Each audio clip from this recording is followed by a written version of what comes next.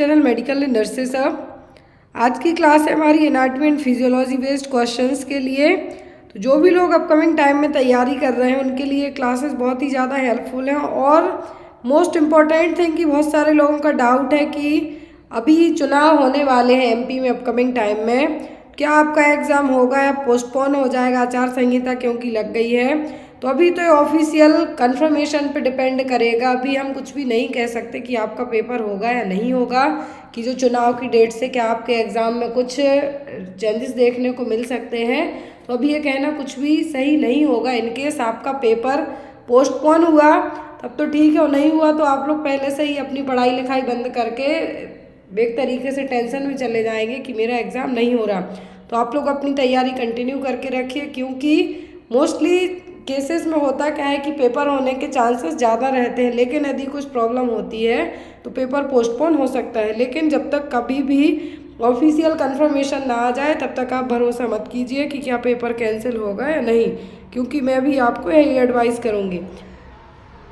तो आज की क्लास जो भी लोग ज्वाइन किए हुए हैं, मैं बता दूं कि मोस्ट ऑफ द क्वेश्चन आज की क्लास में एनाटॉमी एंड फिजियोलॉजी के रहने वाले हैं। कुछ क्वेश्चन यहाँ पे आपको गायनेक या पीडियाट्रिक कैड हो सकते हैं। और जो भी लोग अपकमिंग टाइम में CHO, NHM, DSSB, NORCET, AIIMS, CSIC कोई भी तैयारी कर रहे हो, तो आप सभी को पेपर्स, ऑफिशियल पेपर्स जो जिस भी एग्ज़ाम के होते हैं वो अवेलेबल हैं।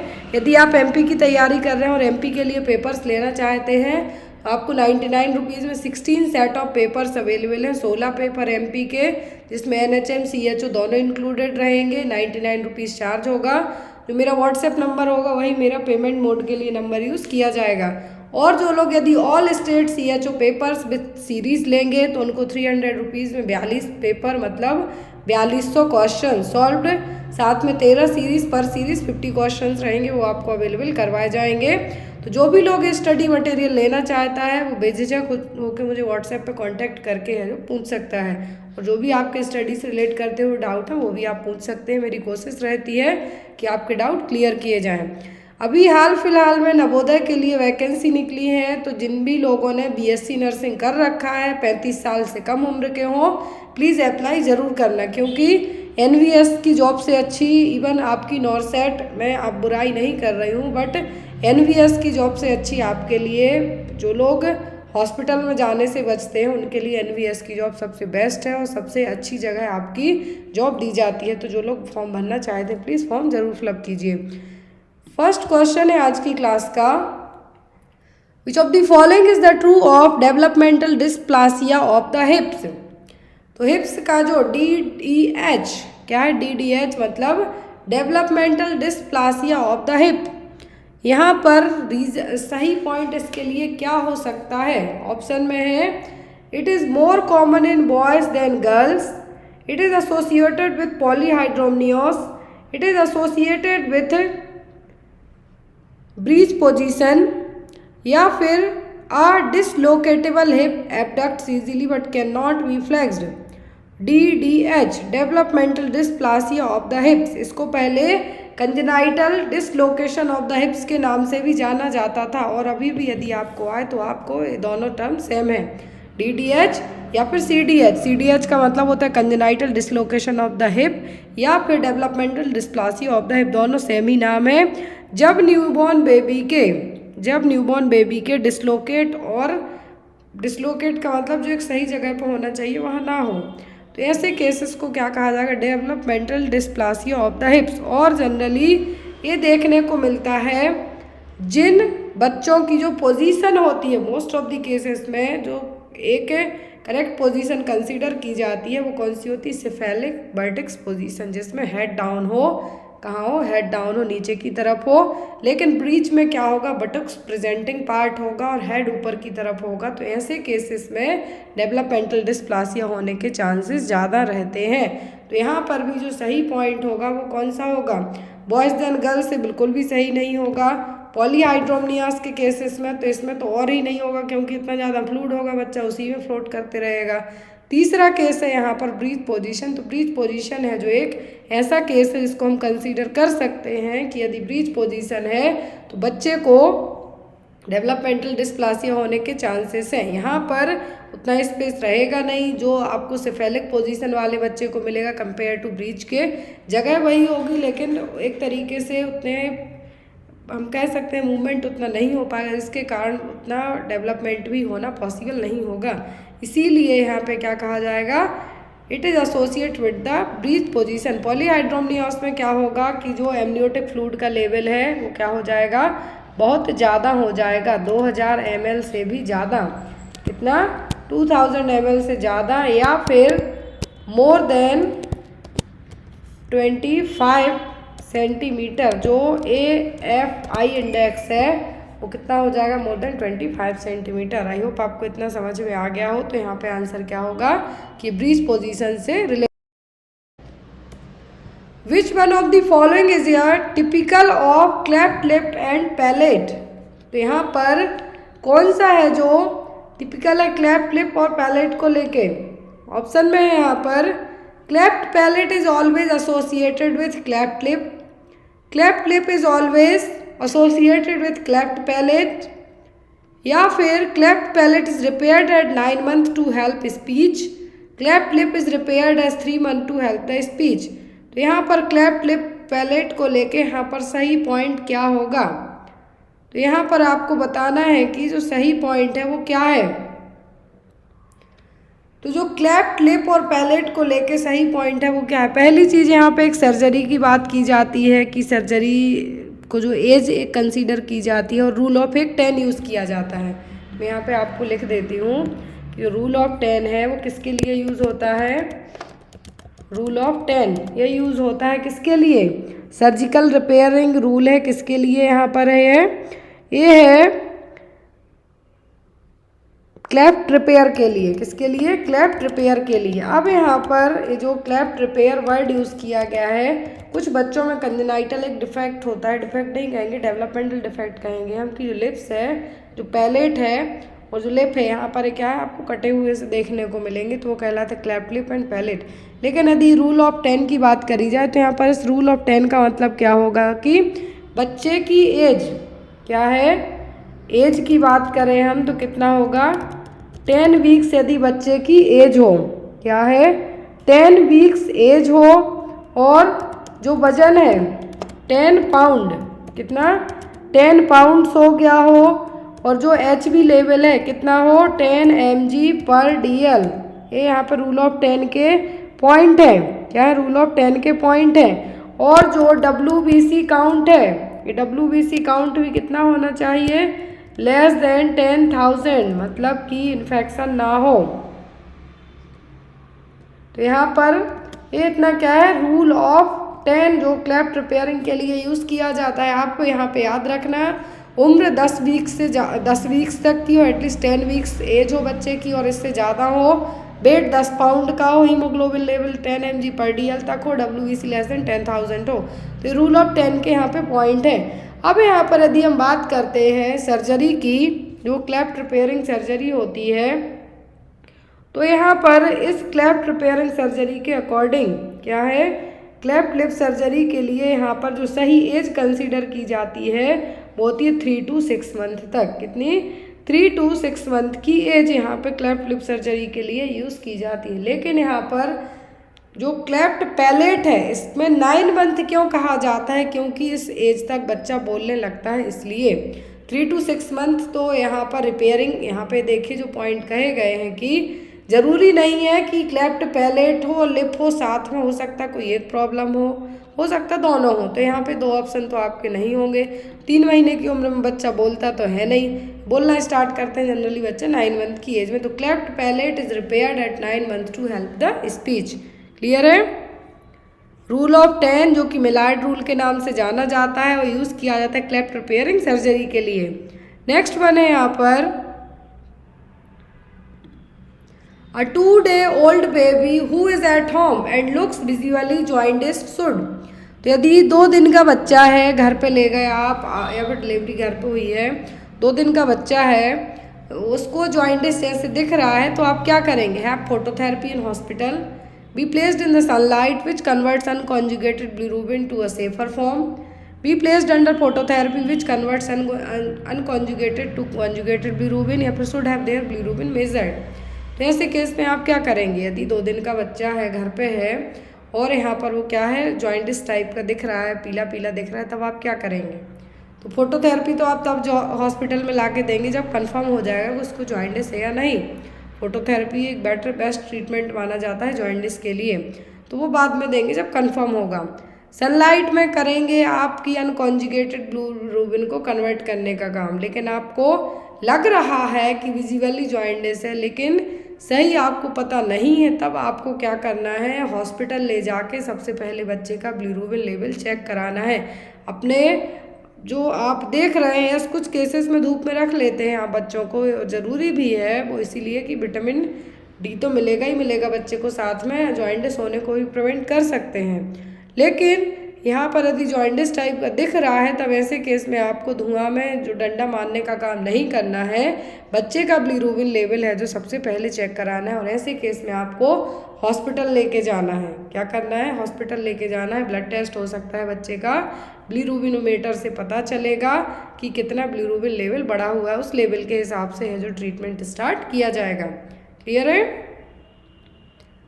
Next one, which one of the following is true of weight loss in the first week of life. तो यदि शुरुआती के पहले हफ्ते में बच्चे का वजन घटता है तो उसको लेके सही पॉइंट यहाँ पे क्या है। ऑप्शन में weight loss of up to 12.5% birth weight is to be expected in breast feed babies. Breast feed babies usually loss a little more weight than formula feed babies. Weight loss of more than 12.5% is often associated with hyponatremic dehydration. 5% birth weight is an indication for a feeding assessment. तो यहाँ पे आपका सही point क्या होगा, first week of life को लेके बच्चे का वजन घट रहा है तो सही पॉइंट क्या होगा। पहली चीज़ हमेशा अपने दिमाग में सेट करके रखनी है कि 12% तक वजन नहीं घटता है, चाहे वो बॉटल फीडेड हो या फिर वो बच्चे कैसे हों, ब्रेस्ट फीडेड हो। घटता कितना है, शुरुआती कुछ दिनों में 10% वजन घटता है, लेकिन आफ्टर दैट वो बढ़ना भी स्टार्ट होता है। शुरू के 10% क्यों, इवापोरेशन होने के कारण बच्चे का वजन घटेगा। एमनियोटिक फ्लूइड में बच्चा तैरता रहता है, जब वो बाहर आएगा दूसरे जो बाहरी इन्वायरमेंट में अडॉप्ट करेगा, थोड़ा बहुत वेट लॉस होता है, वो लेस देन 10% ही होता है, 12.5% तो नहीं होता है।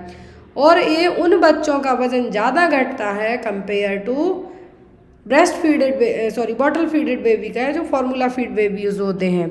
तो यहाँ पर उन बच्चों का वजन कैसा होगा, ब्रेस्ट फीडेड बेबीज का वजन loss a little more weight than formula feed babies. जो फार्मूला वाले बच्चे होते हैं compare to breast feed babies के, उनका वजन ज़्यादा घटता है। और यदि वजन बढ़ने की भी बात करें हम, जो ब्रेस्ट फीड वाले बेबी होते हैं, कुछ बेबी अच्छे हेल्दी देखने को मिलेंगे, कुछ बॉटल फीड वाले हेल्दी देखने को मिलेंगे, लेकिन ऐसा नहीं है कि ब्रेस्ट फीड कराना सही नहीं है। ब्रेस्ट फीड है जो सबसे ज़्यादा इम्पोर्टेंट है एक बच्चे को नरिश करने के लिए। तो यहाँ पर आपका आंसर क्या होगा कि जो ब्रेस्ट फीडिंग वाले बेबीज़ हैं उनका वजन ज़्यादा घटता है compare to formula feed babies के। यदि 12.5% से ज़्यादा घटता है वजन, तब तो एक सीरियस प्रॉब्लम डेवलप हो रही है, बच्चे को चेक कराने की ज़रूरत है, हॉस्पिटल ले जाने की ज़रूरत है। हो सकता है बच्चे को हाइपरनेट्रेमिया हो जाए, लेकिन यदि बच्चे का वजन 10% से कम घटता है तो ये नॉर्मल है शुरू के फर्स्ट वीक में, लेकिन आफ्टर दैट ही बढ़ना भी स्टार्ट हो जाता है। Reflux is an alternative word for. Reflux का एक अल्टरनेटिव वर्ड क्या है, वॉमिटिंग, नोज ब्लीडिंग, रिगर्जिटेशन या फिर एसिड इरोशन। तो यहाँ पर रिफ्लक्स के लिए दूसरा वर्ड क्या यूज़ किया जाएगा। रिफ्लक्स का मतलब है वापस से वो चीज़ क्या होना, रिवर्ट होना, और उसके लिए यहाँ पर क्या टर्म यूज़ किया जाएगा, रिगर्जिटेशन। क्या टर्म यूज़ होगा, रिगर्जिटेशन। अब यहाँ पर जो नोज ब्लीड है, नोज ब्लीडिंग के लिए तो क्या होगा यहाँ पर, एपिस्टैक्सिस। क्या होगा, एसिड इरोशन अलग वर्ड है, लेकिन रिफ्लक्स के लिए क्या होगा, रिगर्जिटेशन, वापस से आना। Next is which is the longest segment of digestive system in the human body. Human body का लॉन्गेस्ट सेगमेंट कौन सा है डाइजेस्टिव सिस्टम का, pancreatic duct, small intestine, large intestine या फिर ईसोफेगस। तो यहाँ पर लॉन्गेस्ट सेगमेंट कौन सा है डाइजेस्टिव सिस्टम का ह्यूमन बॉडी में। सबसे ज़्यादा जो डाइजेस्टिव सिस्टम का पार्ट है वो कौन सा, एक तरीके से हम कहेंगे सबसे ज़्यादा रोल तो सभी प्ले करेंगे, लेकिन लॉन्गेस्ट ज़्यादातर तो होगा आपका स्मॉल इंटेस्टाइन। स्मॉल इंटेस्टाइन क्यों? यहाँ पर क्योंकि डाइजेस्टिव सिस्टम का सबसे लॉन्गेस्ट कंपोनेंट है। इसकी जो सबसे ज़्यादा एब्जॉर्बेंट होता है न्यूट्रिएंट्स का, वो कहाँ पे होता है? स्मॉल इंटेस्टाइन में। फूड का डाइजेशन भी यहीं पर कंप्लीट होता है। तो जो अनडाइजेस्टेड फूड होता है वो आपका कोलन और लार्ज इंटेस्टाइन में जाता है, लेकिन मोस्ट ऑफ द फूड का एब्जॉर्प्शन कहाँ पे होता है? स्मॉल इंटेस्टाइन में। इसकी जो लेंथ है वो कितनी होती है? 7 metre. Small intestine large intestine के कंपेयर में ज़्यादा लंबी होती है, 7 मीटर तक, जबकि जो लार्ज इंटेस्टाइन है वो 5 मीटर तक ही होती है। एज एन एवरेज बात की जा रही है एक एडल्ट पर्सन में लेंथ की। तो यहाँ पर लॉन्गेस्ट सेगमेंट कौन सा होगा? Small intestine. Next one is which of the following enzyme in the human body start the digestion of protein. तो कौन से एंजाइम है जो प्रोटीन डाइजेशन के लिए हेल्पफुल हैं? ट्रिप्सिन, लैक्टोज, पेप्सिन या फिर नन ऑफ दीज। कौन से एंजाइम है जो कि डाइजेशन के लिए हेल्पफुल हैं? तो वो है आपके क्या? पेप्सिन। क्या होंगे? पेप्सिन। प्रोटीन डाइजेशन के लिए पूछे जा रहे हैं। Next is which of the following gland is responsible for producing insulin, the main hormone in body responsible for sugar metabolism. तो आपकी बॉडी की कौन सी ग्रंथि है इंसुलिन का प्रोडक्शन करेगी और आपके बॉडी में शुगर मेटाबॉलिज्म के लिए भी हेल्पफुल है hormone insulin? Pancreas, pituitary, salivary या फिर इंटेस्टाइनल ग्लैंड। बहुत ही इजी क्वेश्चन है, तो वो होगी आपकी पेंक्रियास ग्लैंड। पेंक्रियास ग्लैंड है जो डाइजेस्टिव ट्रैक्ट का, डाइजेस्टिव सिस्टम का एक वो पार्ट है जहाँ पर कहाँ पर रहेगी ये? Abdomen beyond the stomach and performs as a gland. Beyond the stomach रहेगी। यहाँ पर ये एंडोक्राइन और एक्सोक्राइन दोनों तरीके से काम करती है। क्या है? एंडोक्राइन और एक्सोक्राइन दोनों तरीके से काम करती है। तो यहाँ पर ये जब हार्मोन को रिलीज करती है तो ये एंडोक्राइन हार्मोन रिलीज करेगी कोई भी ग्लैंड, तो वो एंडोक्राइन ग्लैंड कहलाएगी। इसमें ग्लूकागोन क्या करेगी? Glucagon, insulin and somatostatin 3 hormone release करेगी। फिर एडिशनली ये एक्सोक्राइन काम करेगी। कैसे? पैंक्रियाटिक जूस रिलीज करके। ड्यूडेनम में जो स्मॉल इंटेस्टाइन का पार्ट है, इस स्टमक के जो फर्स्ट से अटैच होता है ड्यूडेनम, जो स्मॉल इंटेस्टाइन का फर्स्ट पार्ट ड्यूडेनम, ये वहाँ पे पैंक्रियाटिक जूस रिलीज करेगी। तो ये क्या काम कर जाएगी? एक्सोक्राइन ग्लैंड का, इसीलिए इसको मिक्स्ड ग्लैंड भी कहा जाता है। Next one is the majority of the water from the indigestible food is absorb in the. तो आपकी बॉडी में जो पानी है, क्या है? आपकी बॉडी में जो पानी है, अब जो इनडाइजेस्टेबल फूड है, डाइजेशन तो स्मॉल इंटेस्टाइन में हो गया, अब जो बचा हुआ फूड है, इनडाइजेस्टेबल फूड है, उसमें यदि पानी है तो उसका एब्जॉर्प्शन कहाँ पर हो जाएगा? स्टमक में। Food pipe that means oesophagus, pancreas या फिर लार्ज इंटेस्टाइन में। कहाँ पर इनडाइजेस्टेबल फूड का पानी है जो एब्जॉर्ब होगा? बहुत ईजी क्वेश्चन है, तो वो होगा कहाँ पे? लार्ज इंटेस्टाइन में।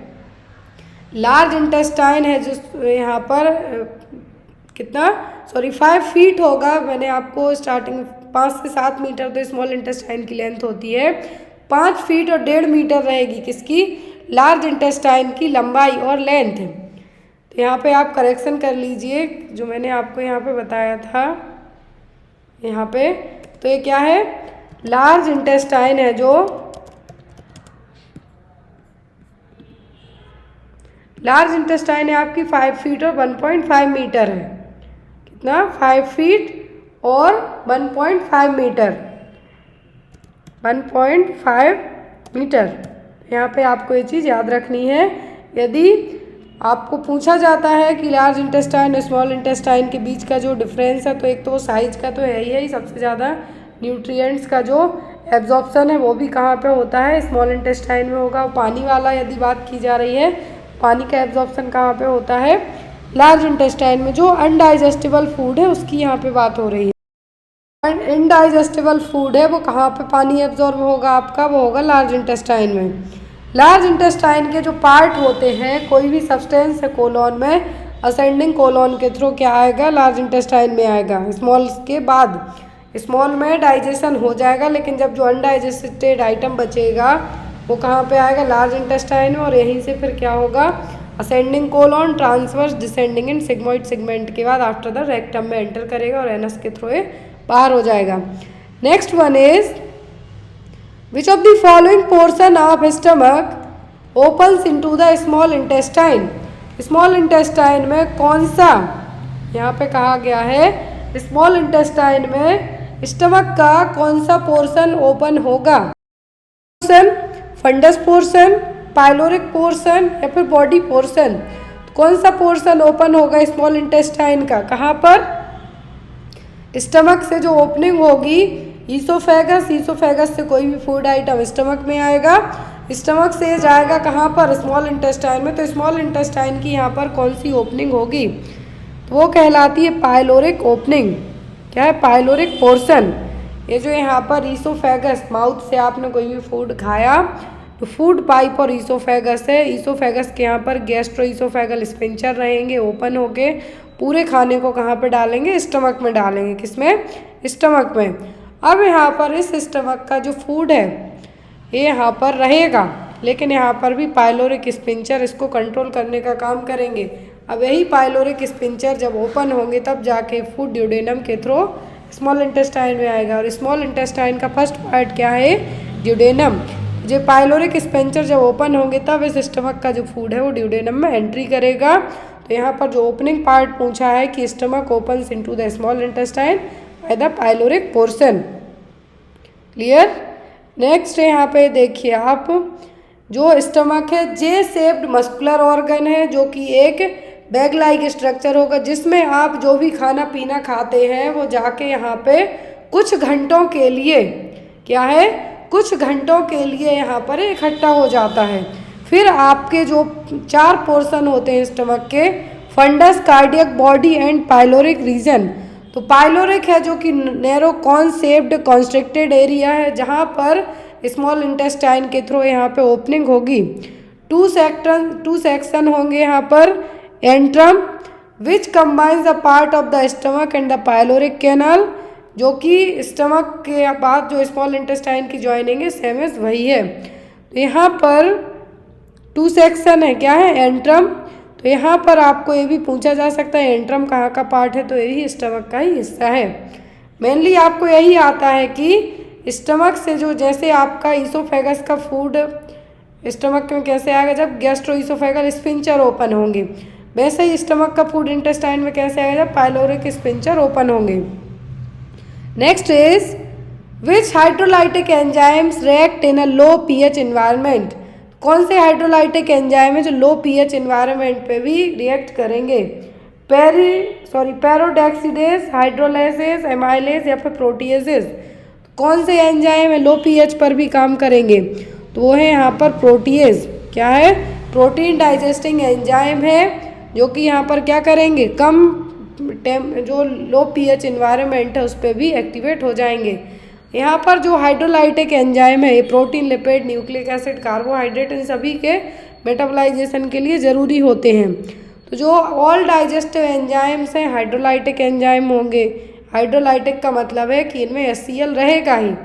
आपका जो pH है स्टमक का वो कम होता है। क्या होता है? कम होता है। और जो प्रोटीएज यहाँ पे कहा गया है किसके डाइजेशन में हेल्पफुल है? प्रोटीन डाइजेशन के लिए।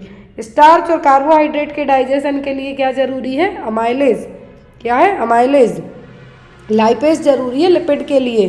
यहाँ पे मैं आपको ऐड भी कर देती हूँ। अमाइलेज लिपिड के लिए है वो क्या है? लाइपेज। क्या है? लाइपेज।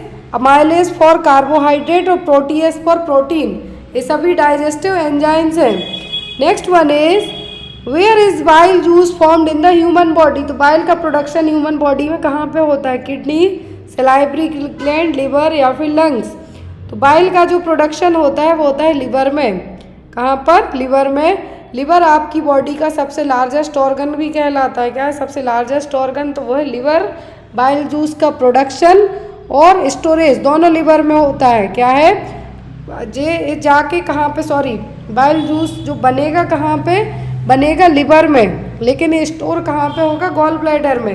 ये चीज़ ध्यान से सुनिए, एग्जाम में आता है, आपको लगेगा कि बाइल है जो गॉल ब्लैडर में बनेगा, लेकिन ऐसा नहीं, बाइल का प्रोडक्शन और सीक्रेशन दोनों लिवर करेगा, स्टोर करने का काम गॉल ब्लैडर करेगा। अब यहाँ पर लिवर में जितने भी मेटाबोलाइजेशन होते हैं वो सभी लिवर में ही होते हैं, चाहे आप कोई सी भी दवाई खा लो या कुछ भी कर लो। जैसे एब्जॉर्प्शन इंटेस्टाइन में होता है, स्मॉल इंटेस्टाइन में, वैसे ही मेटाबोलाइजेशन मोस्ट ऑफ दी चीज़ों का कहाँ पे होगा, लिवर में। Next is which of the following is not a human salivary gland. Human salivary gland कौन सी नहीं है, पैरोटिड, सबमैक्सिलरी, सबलिंगुअल या फिर इंफ्रा ऑर्बिटल। तो यहाँ पर पैरोटिड है, सब मैक्सिलरी है, सबलिंगुअल है, इंफ्रा ऑर्बिटल। 4 जो ग्लैंड होती हैं सलाइवरी ग्लैंड, वो रैबिट में पाई जाती, खरगोश में पाई जाती हैं, लेकिन ये ह्यूमंस में नहीं पाई जाती। तो infra orbital gland human being में नहीं होती है, रैबिट में पाई जाने वाली सलाइवरी ग्लैंड है, उसमें 4 होती हैं रैबिट में, बाकी जो ह्यूमन बीइंग है उनमें 3। Next is which of the following parts of the human body secret the enzyme diastase.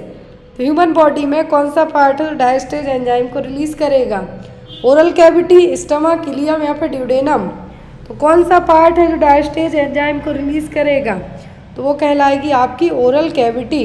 क्या होगी, ओरल कैविटी, जो कि डायस्टेज को रिलीज करेगी। स्टार्च को सिंपल कार्ब्स में कन्वर्ट करने के लिए जो स्टार्च आप लेते हैं, तो उसको यहाँ पर स्टार्च हाइड्रोलाइजिंग एंजाइम और डायस्टेज, तो यहाँ पर एक कार्बोहाइड्रेट को सिंपल फॉर्म में कन्वर्ट करेगा क्या, डायस्टेज, और इसको रिलीज कौन करेगा, oral cavity.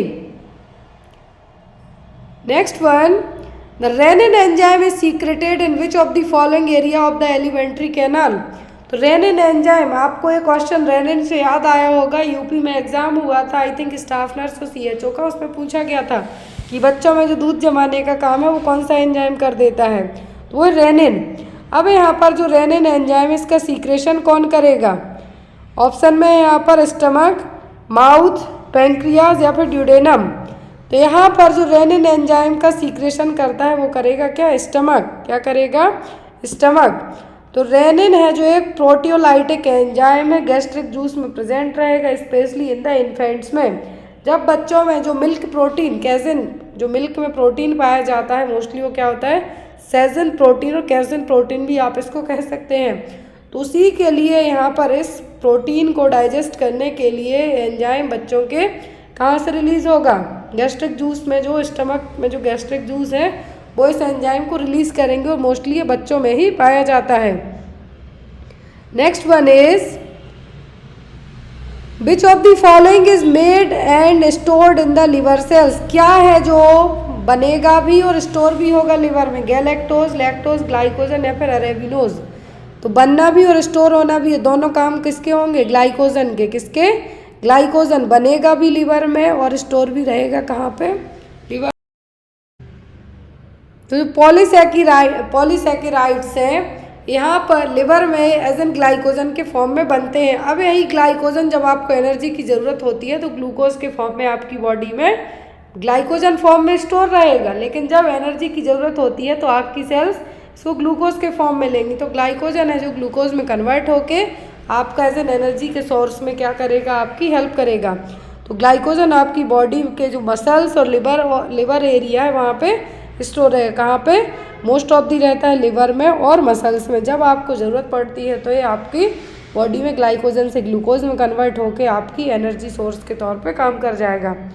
Next is which disease is caused by nicotinic acid deficiency. Nicotinic की कमी से क्या होगा, एनीमिया, ऑस्टियोमलेसिया, ज़ेरोप्थेल्मिया या फिर पेलाग्रा। तो कौन सी प्रॉब्लम होगी निकोटिनिक एसिड की कमी से, तो वो होगी यहाँ पर ऑस्टियोमलेसिया, तो विटामिन डी से, एनीमिया हीमोग्लोबिन की कमी होगी, ज़ेरोप्थेल्मिया विटामिन ए की कमी से होगा। यहाँ पे होगा वो नियासिन और निकोटिनिक एसिड की कमी से पेलाग्रा। क्या होगा, पेलाग्रा में यहाँ पर जो 3D सिम्टम्स देखने को मिलेंगे, विटामिन B3 भी आप कह सकते हैं, नियासिन भी कह सकते हैं और निकोटिनिक एसिड भी कह सकते हैं। तो यहाँ पर ह्यूमन बीइंग में होता है निकोटिन की कमी से क्या, पेलाग्रा। और जो डॉग हैं, क्या है, डॉग हैं, और जो कैनाइन है उनमें होगा ब्लैक टंग। 3D सिम्टम्स होते हैं डायरिया, डिमेंशिया, डर्मेटाइटिस। 4th यदि पूछे तो वो होता है apart from reducing the duration and severity of diarrhoea, zinc administration also. तो यहाँ पर डायरिया की सीवियरिटी और ड्यूरेशन का मतलब है कि कितने बार आप जा रहे हैं और कितने दिन से जा रहे हैं, यहाँ पे आपका आ जाएगा। लेकिन यहाँ पर जिंक आप देते हैं तो इससे होगा क्या, जिंक देते हैं सबको पता है 14 दिन का डोज है जो दिया जाता है जिंक का, जब डायरिया का केस हो तब। तो यहाँ पर डायरिया कंसीडर कब किया जाता है, जब लूज मोशन 3 से ज़्यादा बार हो गए हों तब।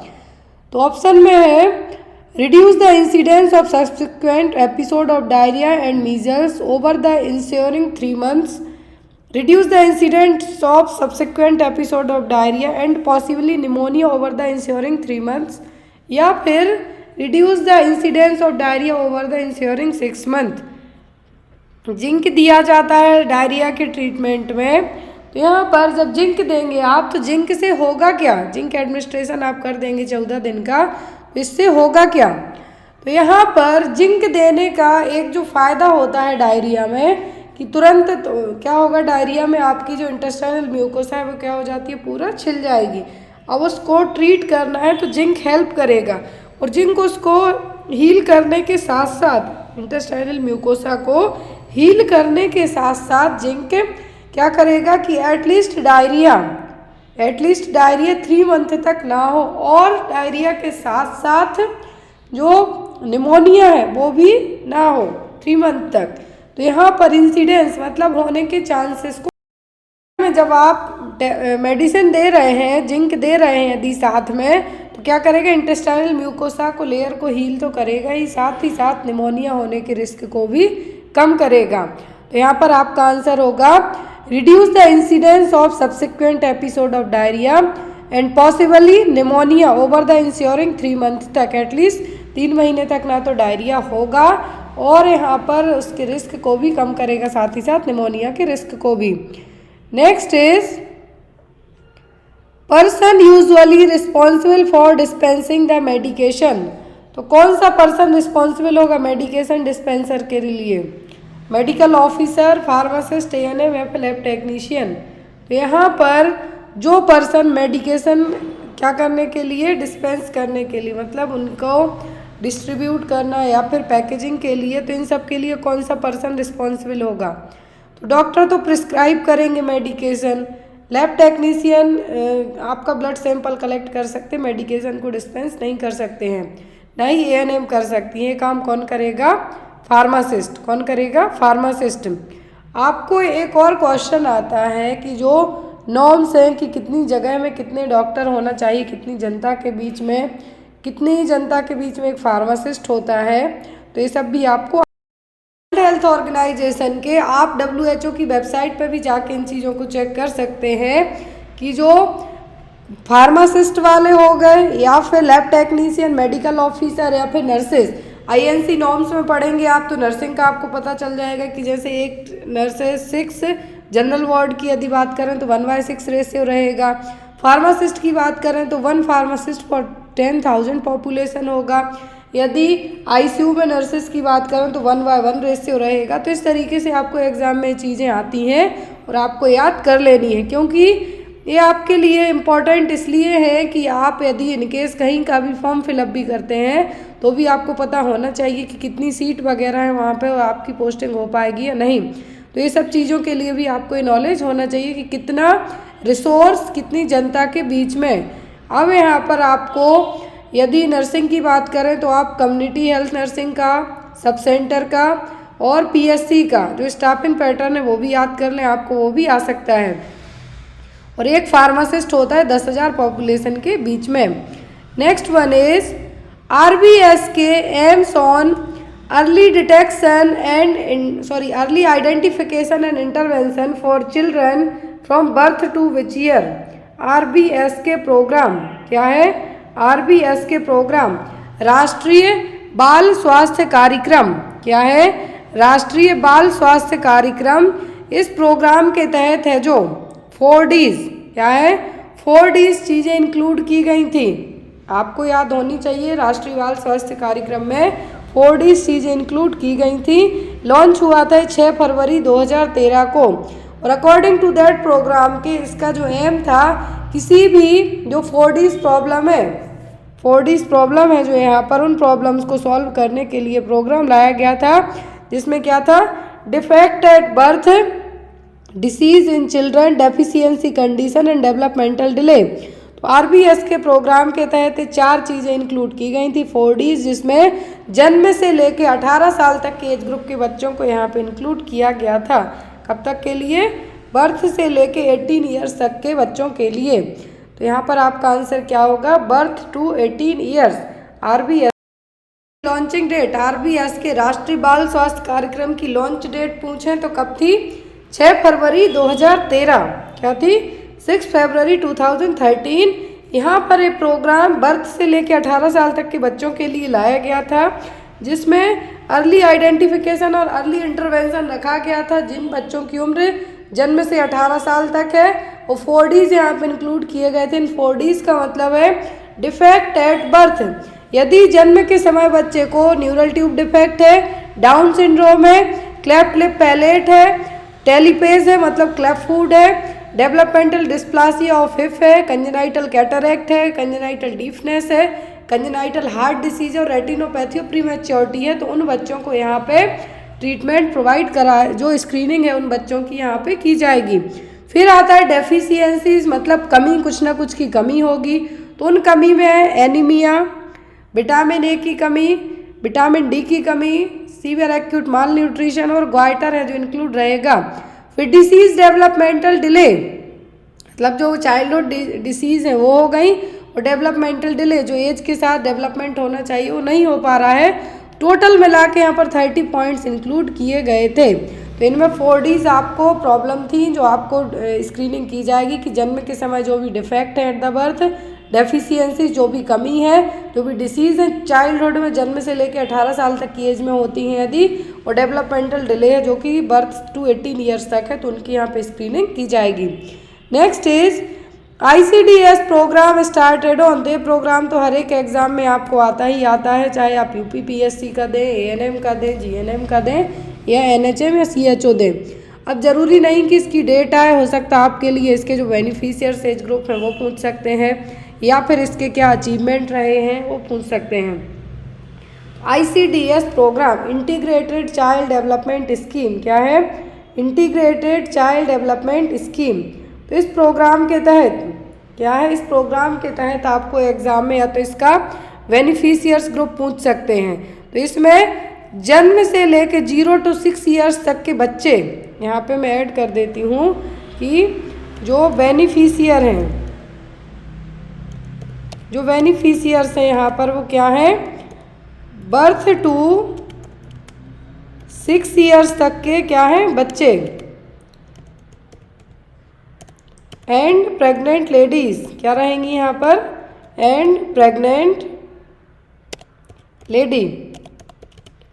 दूसरा यहाँ पर इसमें क्या क्या, और जो मदर्स, जो भी लैक्टेटिंग मदर है, नर्सिंग मदर है, वो यहाँ पर इंक्लूड रहेंगी, तो उनको यहाँ पे सर्विसेज प्रोवाइड कराई जाएंगी। अब इनको क्या सर्विसेज प्रोवाइड कराई जाएंगी? तो वो होंगी supplementary nutrition, immunisation, health checkup, referral services, pre school education, क्योंकि जन्म से बर्थ टू 6 ईयर्स तक के बच्चों में प्री स्कूल एजुकेशन ही दी जाएगी, तो वो यहाँ पे इंक्लूड रहेगा। तो ICDS प्रोग्राम स्टार्ट कब हुआ था? 1975 में। इसी प्रोग्राम के तहत आशा वर्कर्स की पोस्टिंग भी की गई थी। एग्जाम में आपको आता है ICDS programme integrated child development scheme 1975 में आया था। इसके बेनिफिशियर्स ग्रुप हैं जन्म से लेकर 6 साल तक के बच्चे, प्रेग्नेंट लेडीज और lactating mothers. Next one is world hearing day. तो आप वर्ल्ड हियरिंग डे, पूरा विश्व है जो हियरिंग दिवस कब मनाएगा? सुनने वाला, जो सुनाई देता है जो आपको, वो है यहाँ पर 3 मार्च, 28 फरवरी, 30 मार्च या फिर 1 जनवरी। कब मनाते हैं आप? World hearing day. क्या है? World hearing day. तो यहाँ पर हम हर साल मनाते हैं, विश्व पूरा मनाता है 3 मार्च को। कब मनाता है? 3 मार्च को। इस साल यहाँ पर जो थीम रखी गई है वो क्या है? 2023 की theme year and hearing care of for all, let's make it reality. तो जितनी भी थीम है, हियरिंग डे हो गया, टोबैको डे हो गया, सभी डेज की थीम है जो कौन डिसाइड करता है? WHO, वर्ल्ड हेल्थ ऑर्गेनाइजेशन इन थीम्स को डिसाइड करता है, लेकिन नर्सिंग की थीम डिसाइड कौन करेगा? INC। तो यहाँ पर जो वर्ल्ड हियरिंग डे कब मनाते हैं हम? 3 मार्च को। इस साल की थीम है year and hearing care for all. Next one is mental health can be affected by. तो मेंटल हेल्थ किन किन चीज़ों से अफेक्ट होगी? Dietary factors, physical activity, seasonal and geographical factors, या फिर ऑल ऑफ दी अबव। तो यहाँ पर किससे आपकी मेंटल हेल्थ अफेक्ट होगी? तो मेंटल हेल्थ आपकी अफेक्ट इन सभी फैक्टर्स से होगी। क्यों? यदि आपको अच्छा खाने पीने नहीं मिले, क्या है, अच्छा खाने पीने नहीं मिलेगा तो भी आपकी मेंटल हेल्थ अफेक्ट होगी, कुछ ना कुछ चीज़ों की कमी रहेगी। फिजिकल एक्टिविटी, मान लीजिए आप डल हैं, लेजी हैं, तब भी आपकी मेंटल हेल्थ अफेक्ट होगी, एक ही जगह बैठे रहेंगे। सीजनल और जियोग्राफिकल फैक्टर्स इस तरीके से अफेक्ट करेंगे। कभी कभी किसी किसी को कोई वेदर पसंद नहीं होता है, ये यहाँ पे एक रिस्पॉन्सिबल है। जियोग्राफिकल फैक्टर्स, जहाँ पे आप रह रहे हैं वो आपको पसंद नहीं आ रहा है तो भी आप मेंटली डिस्टर्ब रहेंगे। कभी कभी आप बहुत खुश भी रहते हैं किसी वेदर में, किसी वेदर में आप क्या रहेंगे, एक तरीके से डिप्रेस्ड टाइप के रहेंगे। तो वो यहाँ पे आपकी मेंटल हेल्थ को किसी न किसी तरीके से अफेक्ट करेगा। Next is most appropriate explanation on prevalence rate is.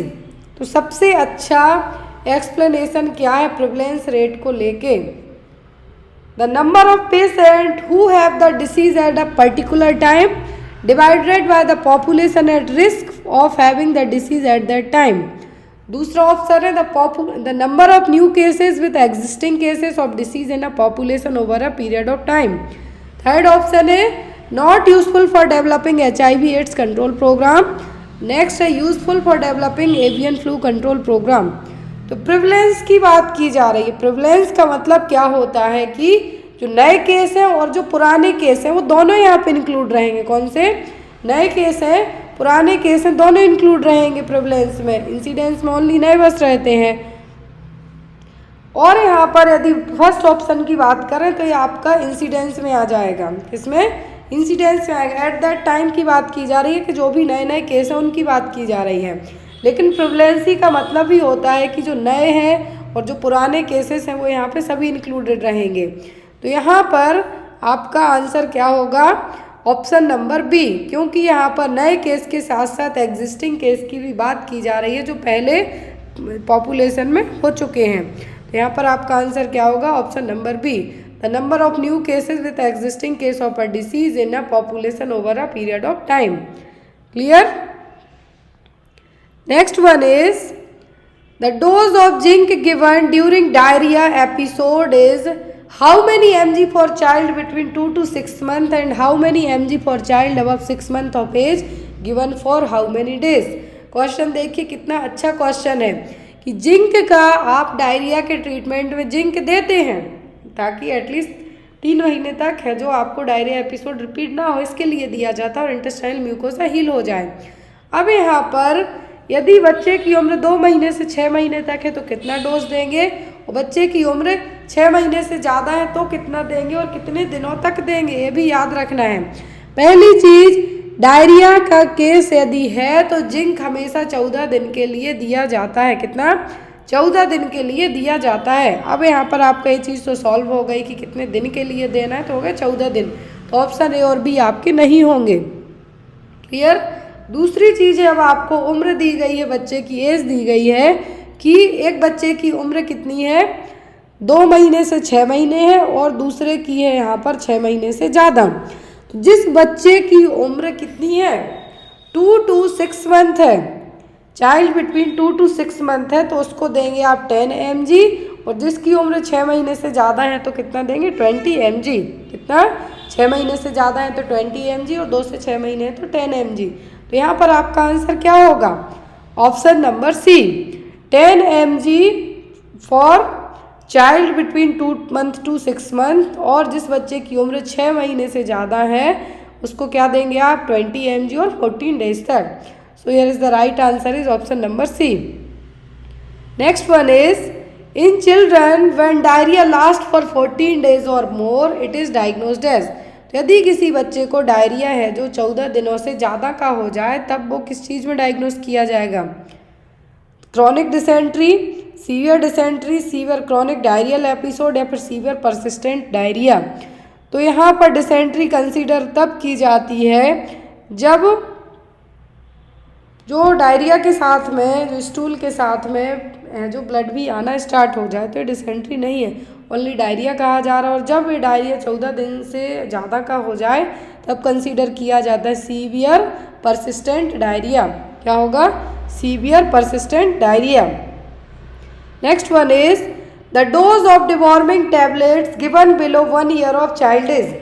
तो डिवॉर्मिंग टैबलेट एल्बेंडाजोल, मेबेंडाजोल दी जाती हैं, तो यहाँ पर कितना डोज है जो दिया जाता है 1 साल के बच्चे के लिए? 400 mg once a year,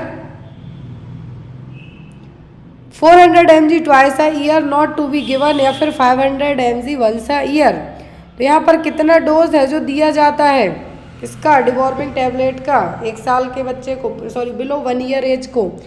एक चीज़ याद रखें, कभी भी बच्चे की उम्र 1 साल से कम है तो उसको एल्बेंडाजोल, मेबेंडाजोल और डिवॉर्मिंग टैबलेट नहीं दी जाती हैं। ऐसे केस में जो एल्बेंडाजोल टैबलेट है और डिवॉर्मिंग टैबलेट्स है वो नहीं दी जाती हैं।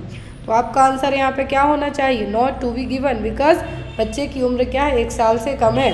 1 साल से जब ज़्यादा उम्र हो जाती है तो जो वर्ल्ड हेलमेंथिक डे के जो कृमिनाशक दवाएं कहलाती हैं वो यहाँ पे डिस्ट्रीब्यूट की जाती हैं, फ्री ऑफ कॉस्ट की जाती हैं। लेकिन जब बच्चे की उम्र 1 साल से ज़्यादा हो जाती है तब, तो यहाँ पर आपका आंसर क्या होगा? Not to be given, because बच्चे की उम्र 1 साल से कम है।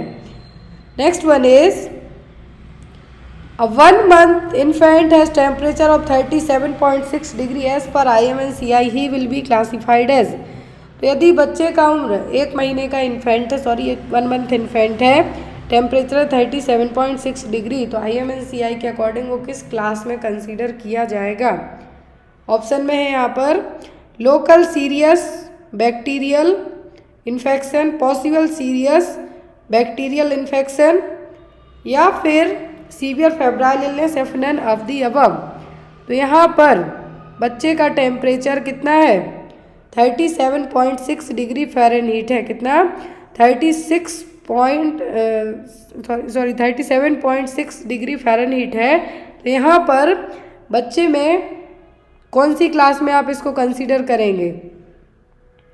तो यहाँ पर यदि बच्चे को टेम्परेचर की बात करें हम, तो नॉर्मल कितना होगा? तब तो आप होगा 37 डिग्री सेल्सियस तक। कितना? 37 डिग्री सेल्सियस तक। फ़ारेनहीट में यदि हम बात करें तो 98.6 तक। तो यहाँ पर बच्चे का यदि टेम्परेचर कितना है? 37.6, और IMNCI में 38 के बाद ही हाई फीवर कंसीडर किया जाता है। तो यहाँ पर किसी भी कैटेगरी में नहीं आएगा। क्लियर है? Next one is severe jaundice in a young infant is assessed by checking if he has. तो यदि यंग इन्फेंट की बात की जा रही है, मतलब 1 या 2 मंथ का इन्फेंट है, बेबी है, तो यहाँ पर उसमें यदि सीवियर जॉइंटिस चेक किया जा रहा है तो कैसे पता चलेगा कि बच्चे को सीवियर जॉइंटिस हुआ है? Yellowish chest and abdomen, yellowish soles and palms, या फिर नन ऑफ दी अबव। सबसे पहले जो जॉइंटिस चेक होगा, जॉइंटिस में होता क्या है कि बिलिरुबिन का लेवल हाई हो जाता है। एक होता है फिजियोलॉजिकल, दूसरा होता है पैथोलॉजिकल। फिजियोलॉजिकल जॉइंटिस अपने आप ठीक हो जाता है बच्चों में, और जो at the time of birth ही होगा, कुछ दिनों के बाद विदिन 1 और 2 वीक में देखने को मिलेगा और ये अपने आप ठीक हो जाता है। पैथोलॉजिकल मतलब कुछ इंटरनल प्रॉब्लम्स के कारण हो रहा है। तो यहाँ पर यदि जॉइंटिस आप इन्फेंट में, यंग इन्फेंट में चेक करते हैं, सबसे पहले आप स्क्लेरा है जो बच्चे की आँखें सबसे पहले आपको येलो टाइप की दिखेंगी, फिर नेल्स। लेकिन यहाँ पर बात है यंग इन्फेंट की जा रही है और ऑप्शन है इस तरीके से हैं, तो आपका आंसर होगा क्या? Yellowish soles and palms. क्या है? जो पाम्स हैं, हथेली हैं, और सोल्स हैं वो येलो देखने को मिलेंगे। Next one is if a young infant has diarrhoea and is lethargic and have sunken eyes, he will be classified as per IMNCI। तो IMNCI के अकॉर्डिंग यदि यंग इन्फेंट को डायरिया है, साथ में बच्चा बहुत ज़्यादा थका हुआ है, आंखें बिल्कुल झुकी हुई हैं, तो बच्चे को IMNCI क्लासिफिकेशन की कौन सी कैटेगरी में रखा जाएगा? Diarrhoea with mild dehydration, diarrhoea with moderate dehydration, diarrhoea with severe dehydration या फिर सीवियर डायरिया। तो ये है क्या, बच्चा बहुत ज़्यादा लेथार्जिक है, सन के नाइज है। यहाँ पर 2 साइन देखिए, सन के नाइज होता है जब मतलब कि बच्चे को क्या है, सीवियर डिहाइड्रेशन हो गया है। तो यहाँ पर आपका आंसर क्या होगा, सीवियर डिहाइड्रेशन। सन के नाइज माइल्ड मॉडरेट में रेयरली देखने, माइल्ड में तो नहीं मिलेंगी, मॉडरेट में नहीं मिलेंगी, लेकिन सन के नाइज है, साथ में लेथार्जिक है, मतलब बच्चे क्या सीवियरली डिहाइड्रेट है। Next one is grunting is the short soft sound a young infant make while.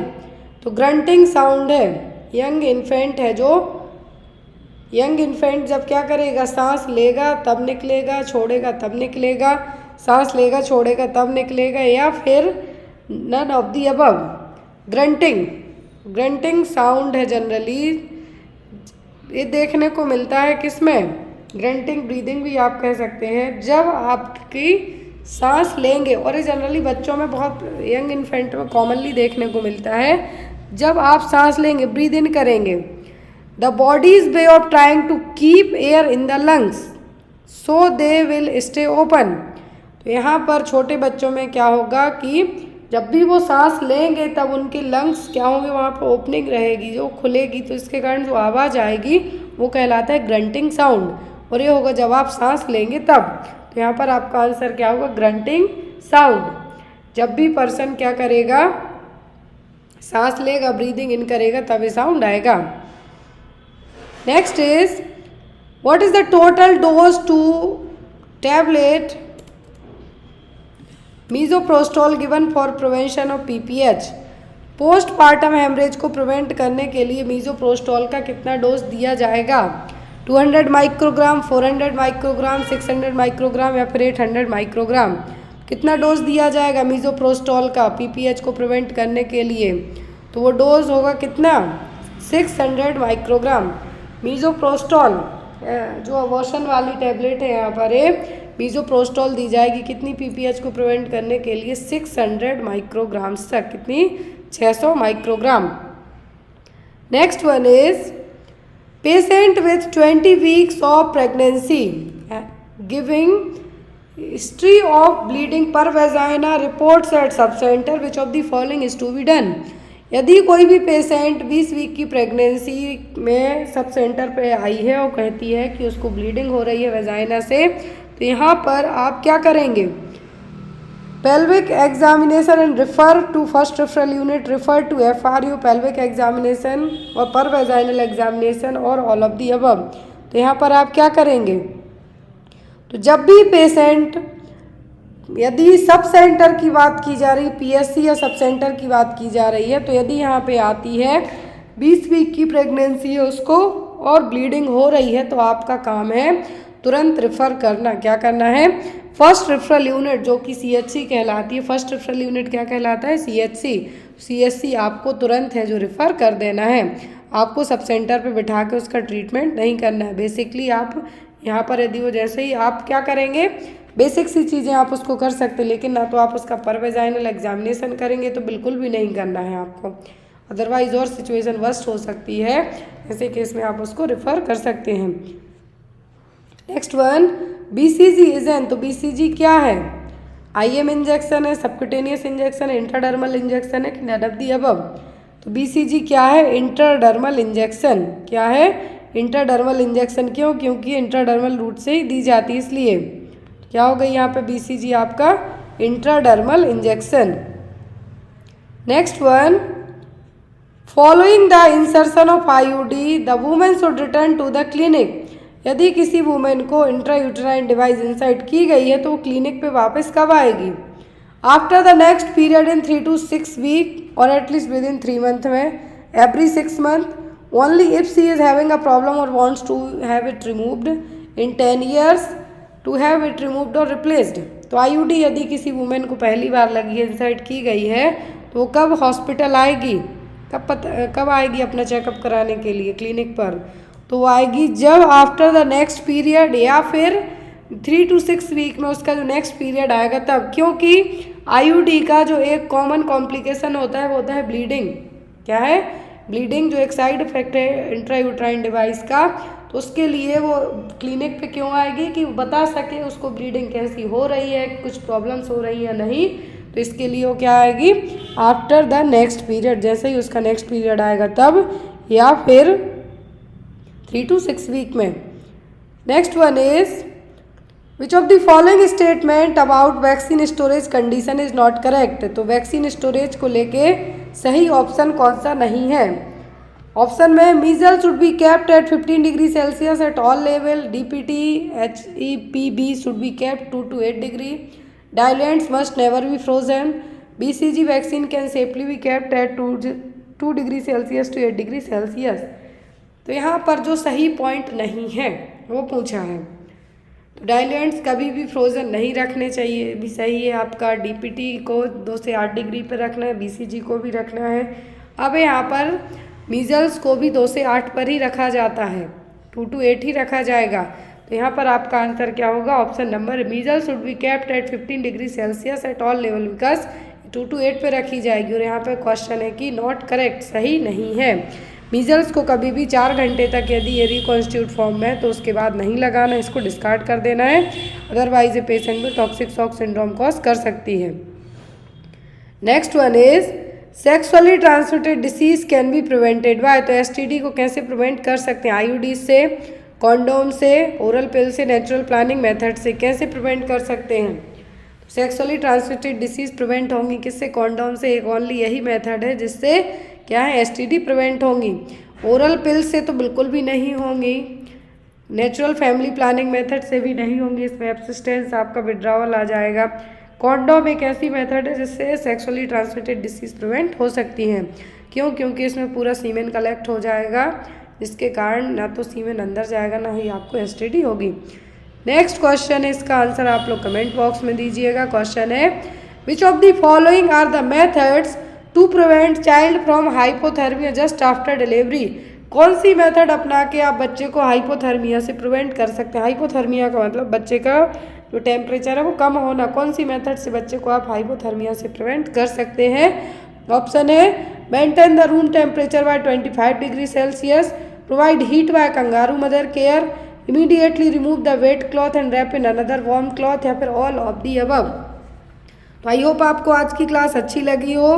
GK के भी क्वेश्चन यहाँ पे ऐड किए गए हैं और आपको डेली इस तरीके से 10-10 क्वेश्चन ऐड किए जाएंगे ताकि आपका जीके GS वाला सेक्शन भी कंप्लीट होते जाए। Thank you for watching us, bye bye, take care.